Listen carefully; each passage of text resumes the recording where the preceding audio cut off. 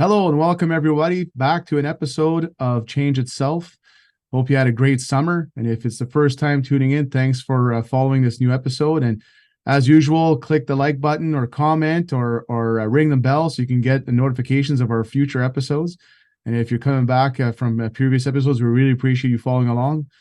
Eric, it's been quite the summer. Yeah, it has been. It feels like it's been a long time since we've done this. Yeah, it seems like we had a really good flow, and then we had just a 1 or 2 weeks off cadence, and it feels like it's been a long time since we last recorded an episode. So it feels nice to be back. Yeah, happy to be back, excited to be back, and want to tell us more and introduce our guest? Yeah, for sure. We've made some new relationships over the past few months, and we've actually learned a lot about the summer and how to tackle things in the future. And it's really exciting to introduce our guest today, Simon from DragonWear.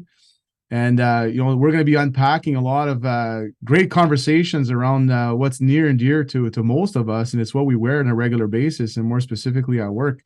Welcome to the show, Simon. Really appreciate it and very honored to be here. Yeah, thanks. So maybe if you want to give us a quick introduction to yourself and DragonWear and what you're about, and then we'll be able to unpack quite a bit of what's going on with your new innovative solutions for the space. Okay, great. Well, thanks very much. I just really quickly, DragonWear is owned by our parent company. It's called True North Gear out of Seattle. We've been around for 35 years. We started in the fire industry, and we're a very large part of our business is in wildland and wildfire. As you can imagine, it's a very integral part of what's going on in the world today, especially in the world of heat. And a lot of the product in the world of wildfire is really all about trying to stay as cool as well as protected without having any chemicals next to your skin, and has now evolved into DragonWear, the brand, which is more utility, arc, and flash focused, and very much a performance brand. So, my background is the technical outerwear industry. 30 years ago, I started producing things like, if you remember that fleece that we all had from Mountain Equipment Co-op in the really early 90s, it was all the rage, the lovely plums and forest greens, and went from moving into next to skin and what do you wear next to your skin and why is that important, to moisture transfer and anything that's self-propelled, and went into hunting and Cabela's and Gander Mountain, and then Arc'teryx went and opened up some factories in Asia, and Arc'teryx grew and ended up producing for Lululemons. Anything that was technical and that was next to skin, I'd made that product in the last 30 years. And then about 12 years ago, after I'd sold my businesses, I looked at the workwear world because we saw a real shift in the world of hunting. I don't know how many of you are hunters, if you're out there, but a lot of hunters would sit in a tree with very expensive rifles and very expensive ATVs, and they're all camouflaged and it's -20 and they're freezing because what they got next to their skin is still their, $20 cotton, underwear. But when you have to hike into wherever it is that you're going and you're sweating like crazy, and then you sit, your cotton is full of moisture because cotton is the most absorbent fiber you can get. And people began to realize that you could spend as much money next to your skin and what you were wearing, and that was as important to make a difference to the day. So as a result, we saw the hunting industry evolve into more technical clothing and more acceptance. And when we looked there, I looked at where else that was missing, and the place that I saw that it was missing most of all was in the industrial safety environment. Cotton is still too prevalent there in our world, and cotton has its place. It's a beautiful fabric. You want to be comfortable, wear it as a t-shirt, wear it as a toweling robe, be comfortable and warm and cozy at home. But when you're in underground and it's 34 degrees and 40% humidity and you're sweating, it's not necessarily your friend. So we started looking into the mining industry, since we're very well known in utilities.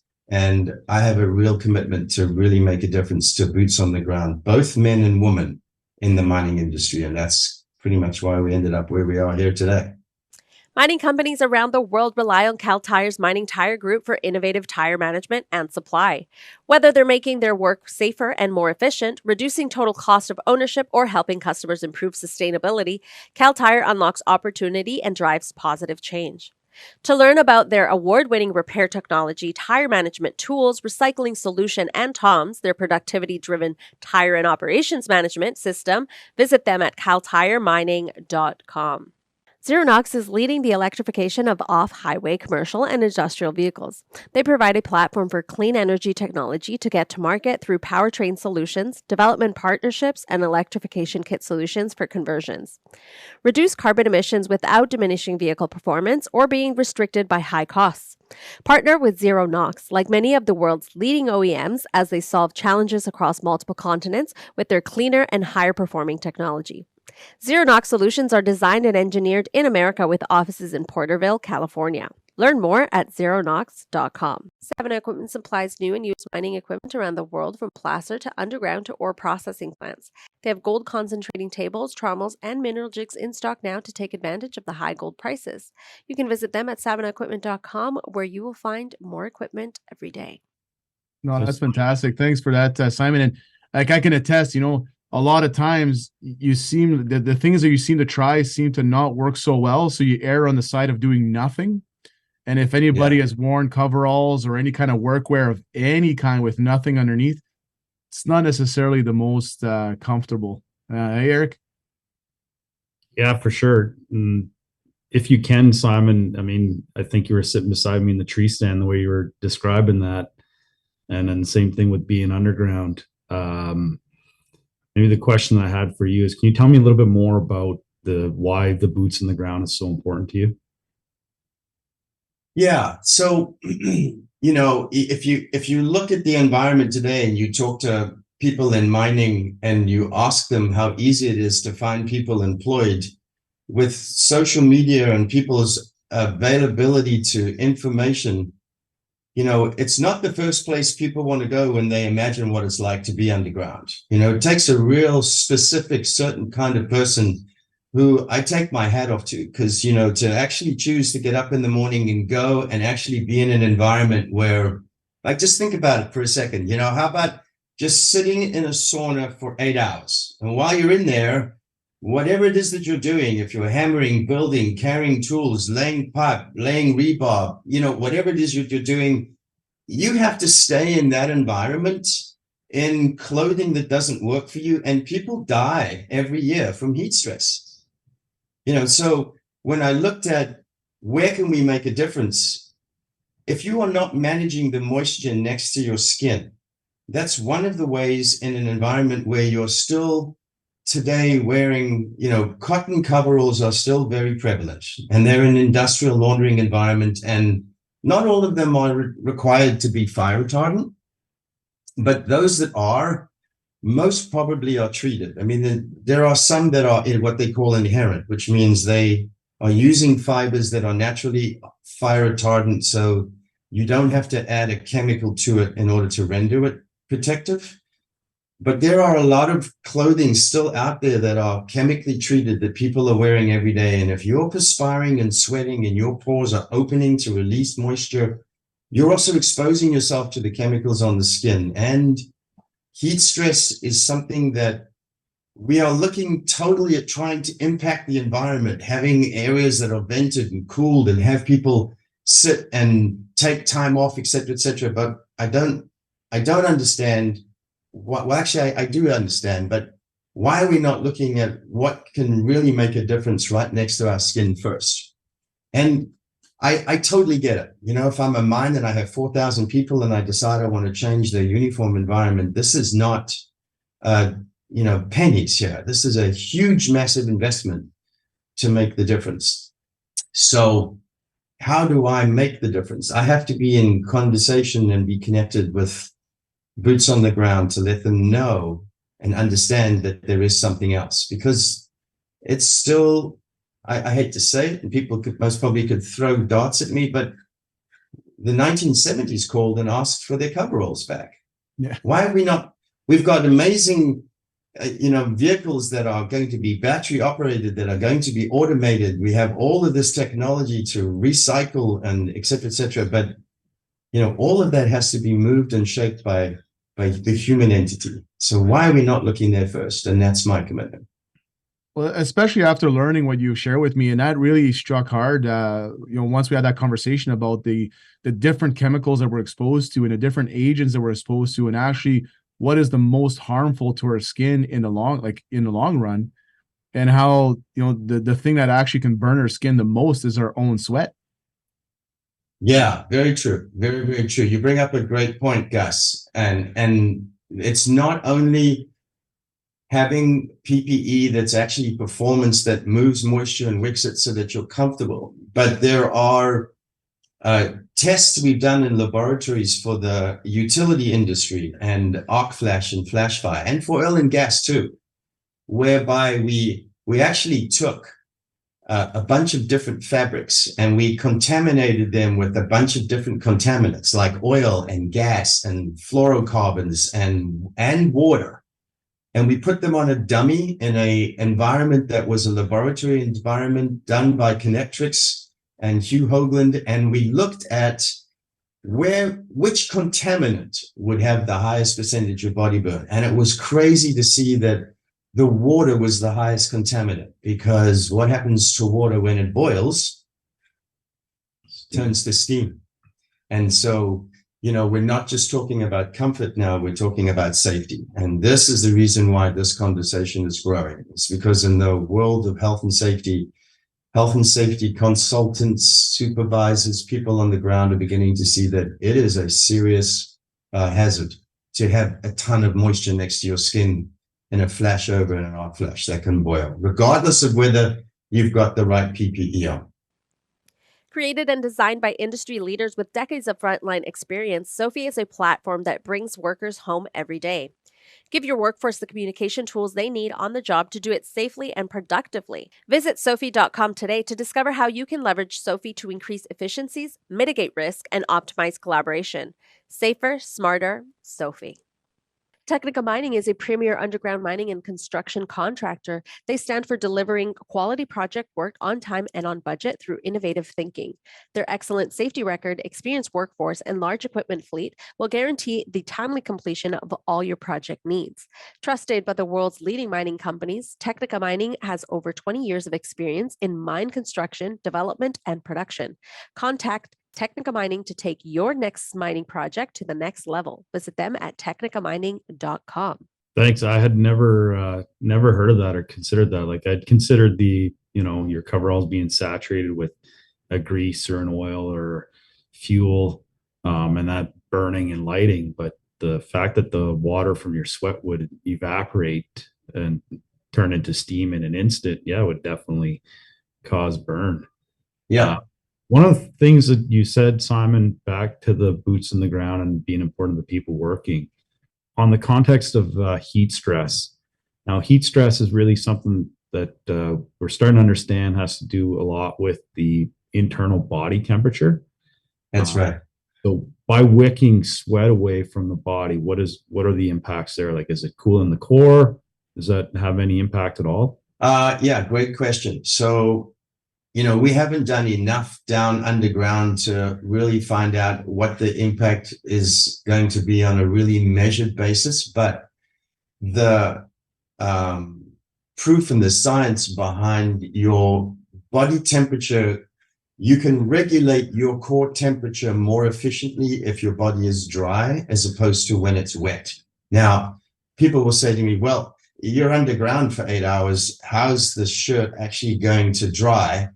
It's not so much about the fact that it's going to dry. It's the fact that it's actually going to be helping to draw the moisture away from your skin. So that if you were wearing something that was completely saturated, you have nowhere to go. Now all of the moisture, like the heat comes from, like, think about this as an example. When you take a shower or a bath in the morning in the winter and you have a heated bathroom, even once you get out of the bath or the shower in a heated environment, before you towel off, would you agree you still feel a kind of chill? Yes. And then what's the experience when you actually towel off and get dry? Definitely warmer. Yeah. And so the only difference is if, say, just I'm throwing numbers out there, but let's say it's 25 degrees in the shower and 20 degrees in your bathroom. There's a difference of 5 degrees. That difference of 5 degrees in air temperature is going to impact the moisture that's next to your skin. So if we remove that moisture, it doesn't get impacted. It's the same in winter. Like if you're in an open pit environment, you're exerting yourself and you have tons of layers on you. When you're exerting yourself and you're sweating, regardless of how many layers you have, the moisture outside, the moisture on your skin is going to be impacted by the temperature outside. So you'll get chilled. And we know this because we have the utility industry who no one cares about how cold it is when there's an emergency and the power goes out and they have to be up in a bucket truck with 20-mile-an-hour winds at -20. They're looking for the right amount of performance and wind resistance and wicking and moisture transfer and everything else so that they can function in those environments. It's no different than being underground. We want to move that moisture so we can try and help the body's core temperature and the ability to cool itself. And we're still not going to be able to make it 100%. But what we're saying is, and I think, Eric, you can attest to this, why don't you share just a little bit about what happened? We do wear trials at no expense in mind because we just want minds to try it. Yep. Or anybody like yourself, a company like yourself who's underground working in a mine and you have a group of boots on the ground that are working there. Why don't you share with me what happened? Because we did a wear trial, correct? Yeah, we did do a wear trial. So we had 5 individuals at a local mine here where there's, the regular temperatures they were exposed to is about 34 degrees Celsius. Simon, I sent you the data. I think it was something like 40%. Yeah, humidity. And we had people that either wore no undershirts, so straight the coverall up against the skin, and the vast majority of them were used to wearing like a cotton undershirt. And so we asked if they would wear it. So they did. They wore for about 4 weeks. So in 4 weeks. You're talking about, sorry, Eric, it was just a short sleeve FR t-shirt that was a performance t-shirt that had wicking and moisture transfer and quick dry. Yes, thanks, Simon. Okay. Tried some of the DragonWear that Simon and his team had shipped over, and the results were, from a comfort level, because I can't speak to measuring temperatures as far as core body temperatures, but people thoroughly felt the difference. The individuals that weren't wearing shirts before said, I will wear this. I will continue to wear this. It is much more comfortable. I'm not getting irritated. And I'm not wet. Like I'm feeling drier. And same with the individuals that had wore the cotton shirts. A lot to what you spoke about is they were still wet or moist, but it didn't feel as warm and sticky, and it just felt a lot more comfortable to be in the work environment. They actually felt cooler and felt more it just felt better overall for them. So, which I think is really interesting because, to make a difference for people on the ground, there's got to be some, immediate value piece that you see and feel, and comfort to me is the one. If it's comfortable and I'm more likely to wear it, I'm going to want to wear it just for that reason, not even realizing that it's going to help me in heat stress, or might help me in a cold environment, or might help me, in other situations in an event of an arc or a fire, that kind of thing. But just naturally going to want to wear it because it is that comfortable. And that's the feedback we got from the individuals. Like they really enjoyed it and it made a difference. And if available, they would definitely be wearing it.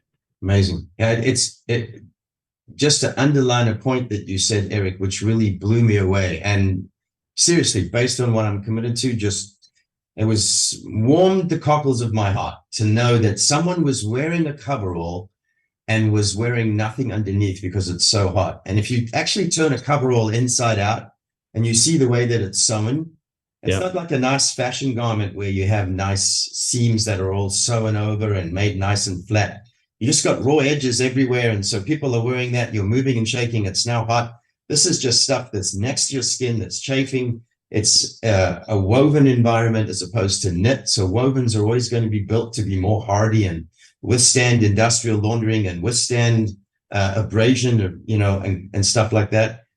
And so to have someone put a t-shirt on underneath the coverall and be more comfortable than if they had nothing on at all blew my mind. But it's not like I didn't know it. But, I don't want to walk around and go, do this because this is great. That's the reason why we just want to put it on people's backs and let them try it, because you can't dispute what people say.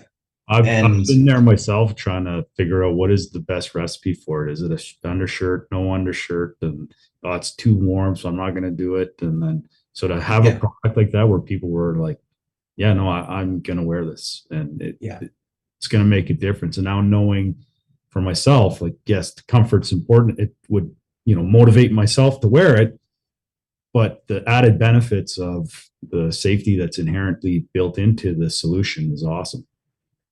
I mean, it's and the counterintuitive. safe, Right? It's counterintuitive to think that in a warm environment, by putting on more clothes, that you're actually going to get cooler, or that by putting on more clothes, it's actually going to help your cause. Because it's not the way that you would normally think about things, right? You're thinking when it gets warm, or when it gets cold, you add layers. When it gets warm, you remove layers, right? yes, And I even had that test, like, because I've been wearing it around the house, and Simon was able to, give me a couple of these shirts, and it's very, very comfortable. I'm wearing it right now, and it's super comfortable. And like, even in an environment where, or like, I found that it actually helped reduce the overall sweating as well, because in my experience, I mean, I'm a bigger guy, and it just seems like the more I sweat, the more I sweat.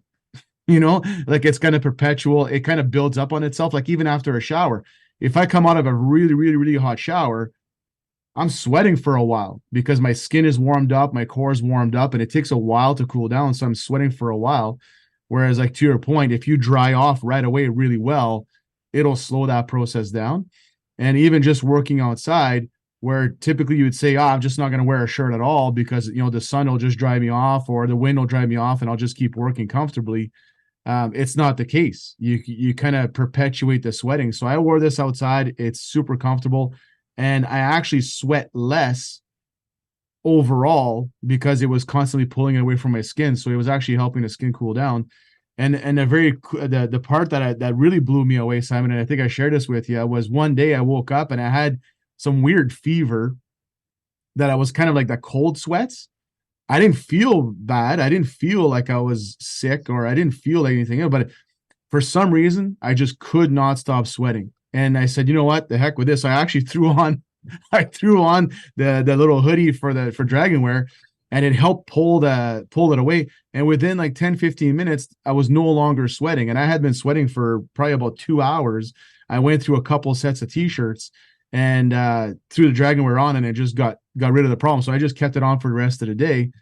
And it was able, so that was a really weird use case to try it out, but it worked. And it just seemed like the fever went along with it too, because the body was now able to cool itself off properly, or take care of itself properly, and then off it went. So yeah.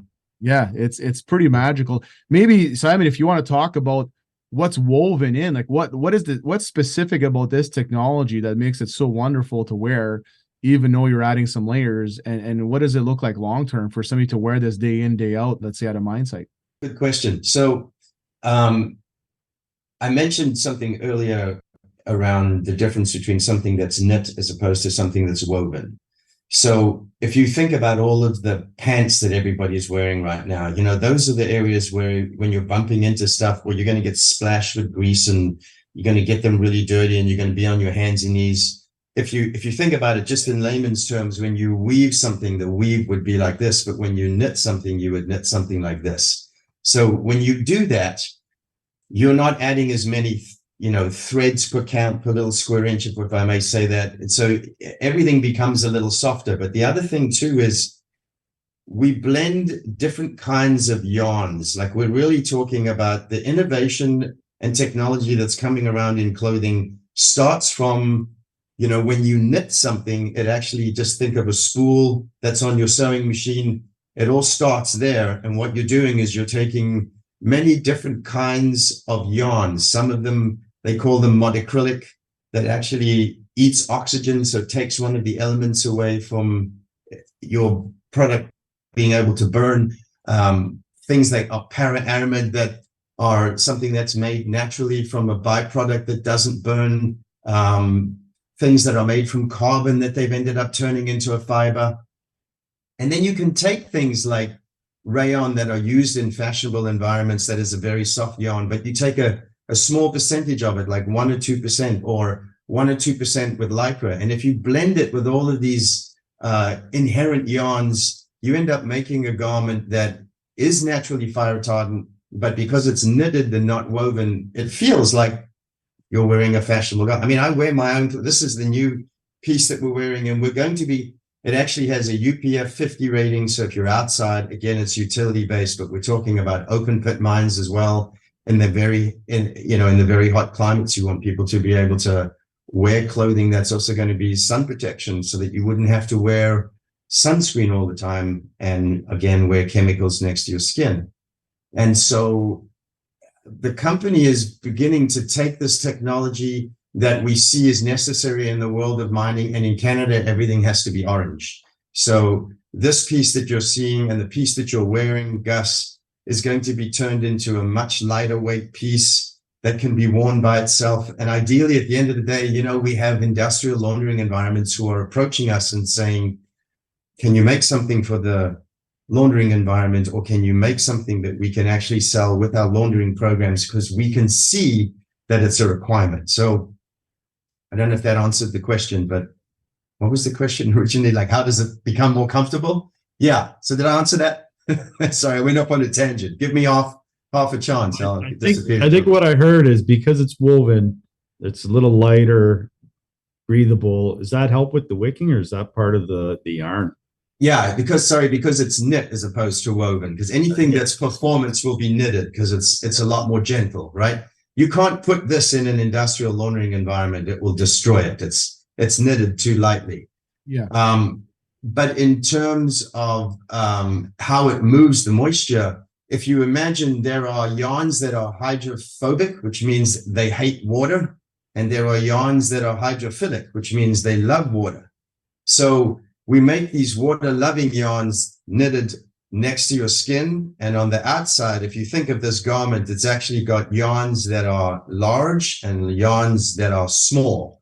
And the large yarns actually pull the moisture and like enjoy taking the moisture and grab it.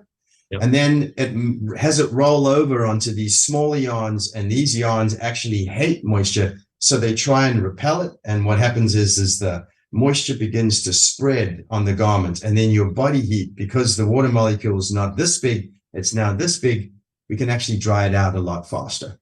Okay. That's in layman's terms, that's kind of what we're creating. Now, Simon, you talked about wearing like a shirt like Gus has out in the field.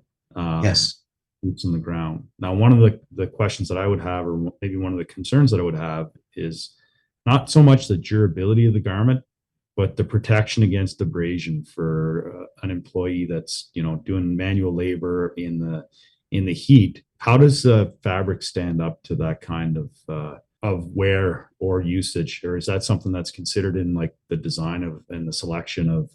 Is it the knit or the weave or the like the actual fibers themselves? Yeah, so a very good question, Eric, and I don't know enough about it in terms of the confined space environment, because a lot of the fabrics that we've made right now were designed for utilities with men and women who are up in a bucket. And, there's some areas where they are in confined spaces where they're going into, underground in, drainage of, you can imagine where cables for the city and everything are run.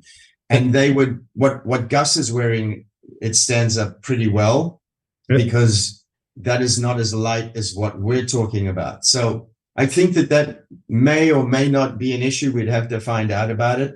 But again, at that point, we would be looking at wearing an orange shirt as opposed to this fabric that's much lighter in orange, because you're in an abrasion environment. It's still going to stand up. But the point really here is also, if you looked at the value of what it's going to cost you to buy something like that, and you had 3 or 4 of them over an amortized period of time, as opposed to a coverall or something of that nature, the expense would be very similar. And you did some talk about like the antimicrobial functions of the garments as well, right?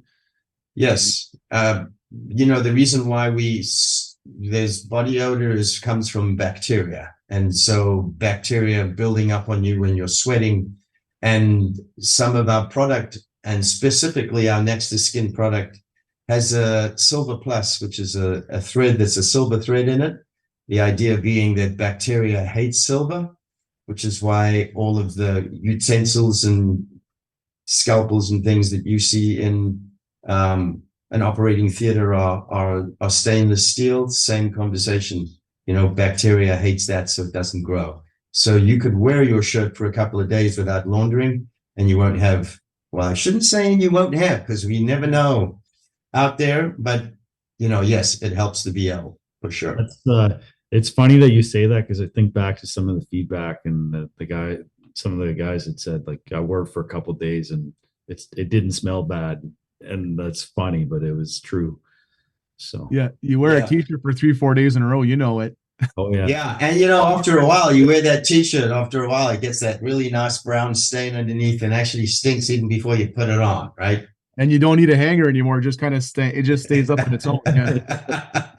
Yeah. And that's that was the cool part too, because I mean, I don't know if anybody knows about the Norwex cleaning products, right? And they use silver the same fashion, where the materials are antimicrobial. So when you wash them, and that's what makes them a little bit sensitive as well for drying elements, like for the industrial dryers, because that silver, yes, you want to protect it. But it certainly does a phenomenal job at preventing the smells and just like the buildup of bacteria for sure. And I thought there was so much technology in here. I thought it was a great idea to unpack this for our guests and just to to expose everybody to the options available to be comfortable at work, which sometimes we don't think that that's a thing that's possible, especially when you're doing a lot of the manual labor. And having options like this is just incredible. And everybody's got heat stress on the top of mind as well, especially as we're getting deeper into mines and we're things are getting warmer overall in different areas of different industrial workplaces.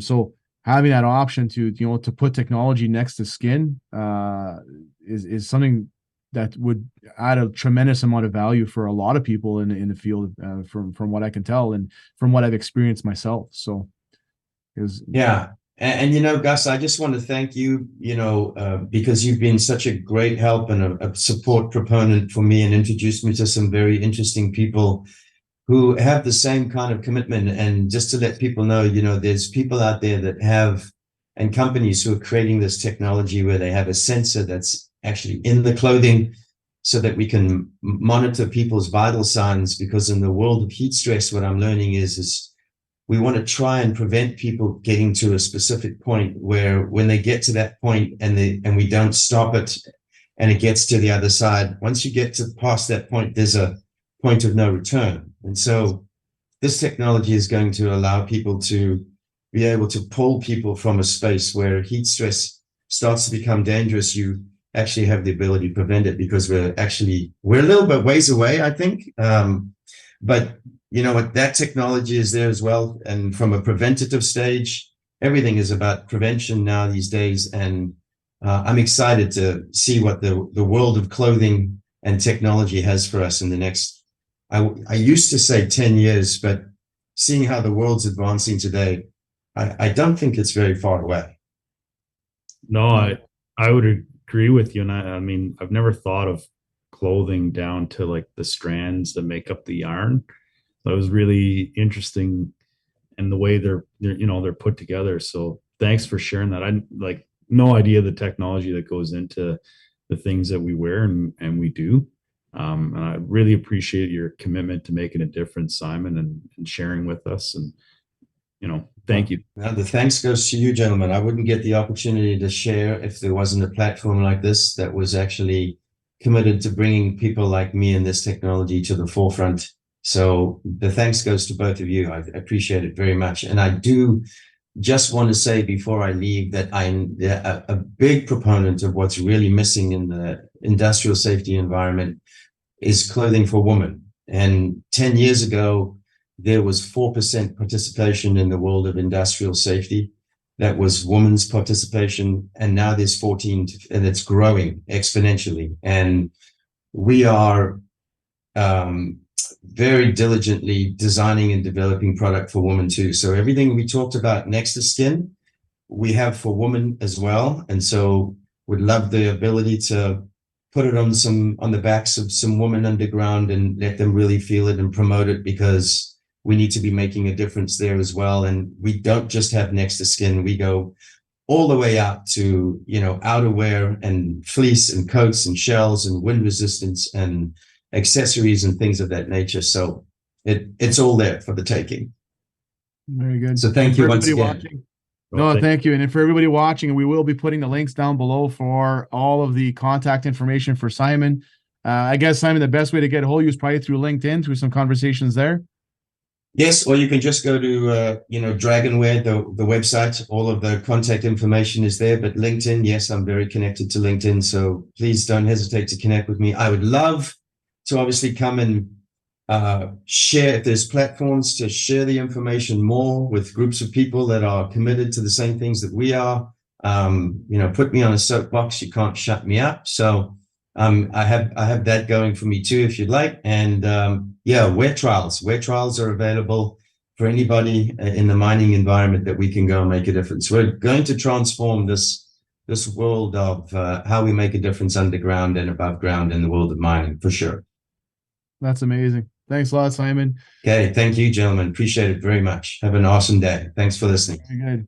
Yeah, so we'll be posting this. So thank you very much, everybody, for watching. And I hope this was very informative. And please, reach out to Simon for some wear trials. It'll go a long way.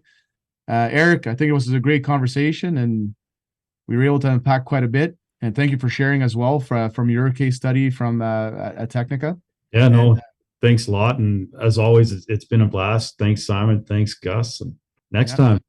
Right on. We look forward to everybody's comments, and don't forget, ring the bell to get notifications for future episodes. And please don't be shy to let us know what you think and what you would like to hear about in the future. And we'll catch you next time.